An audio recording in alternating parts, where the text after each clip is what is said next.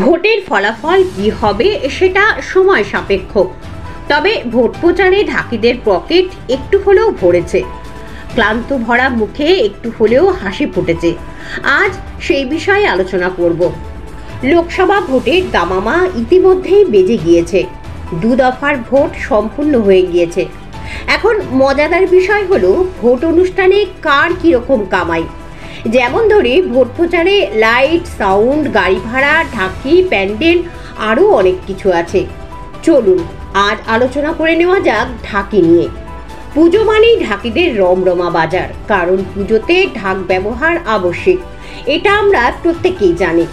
আমরা দেখেছি পুজোর আগে শিয়ালদা হোক বা হাওড়া স্টেশনের বাইরে দাঁড়িয়ে থাকে হাজার হাজার ঢাকি, কারণ কোনো বায়নাদারের যদি কোনো ঢাকিকে পছন্দ হয় তাহলে সে পুজোর কদিন বায়না পাবে।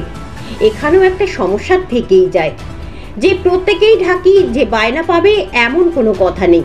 পুজো চলে গেলে প্রত্যেক ঢাকি আবার কর্মহীন হয়ে পড়ে। এবার আসে মূল কথায়। ভোটের সময় প্রচার করতে যেমন ব্যবহার করা হয় ফ্ল্যাগ, মাইক, তেমনি ব্যবহার করা হয় ঢাক। অতি প্রাচীনকাল থেকেই দেখা গেছে মানুষের দৃষ্টি আকর্ষণ করতে কোনো বার্তা মানুষের কাছে পৌঁছানোর আগেই ঢাক ঢোল পিটিয়ে তবেই সেটা সম্পন্ন করা হতো। সুতরাং ঢাকের ব্যাপার আজ থেকে নয়, বহু প্রাচীন থেকেই হয়ে আসছে। ভোট আসতেই খোঁজ পড়ে এই সব ঢাকিদের, না হলে পুজো ছাড়া সারা বছর তারা টুকটাক কাজ করেই জীবন জীবিকা কাটায়। যাই হোক, ভোট আসাতে একটা বিষয় তো ভালোই হয়, এইসব সাধারণ গরিব মানুষরা দুটো পয়সার মুখ দেখতে পায়। হয়তো অনেক কামাই না হলেও বাড়ির ছেলে মেয়েদেরকে ওই কটা দিন একটু ভালো মন্দ খাওয়াতে পারে বা কিছু দরকারি জিনিস কিনতেও পারে। হয়তো এই রকম পরিবারও রয়েছে ওই কটা টাকা দিয়ে বেশ কিছুদিনের জন্য চাল ডালের মতো নিত্য প্রয়োজনীয় জিনিস সংগ্রহ করে রাখতে পারে। এটা স্পষ্ট যে হয়তো আমাদের কাছে বিনোদন, অন্যের কাছে সেটা রুজি রোজগার। ভোট আসাতেই ঢাকিরা নতুন জীবন খুঁজে পায়, আশার আলো দেখে। প্রত্যেক দলের কাছেই আমার বাংলা নিউজের পক্ষ থেকে হাত জোর করে নিবেদন, এই সব মানুষগুলোকে যথাসম্ভব সাহায্য করুন। ভোট উপলক্ষে বহু টাকা খরচ হয়, কিছু কাজের তো কিছু বেকাজের।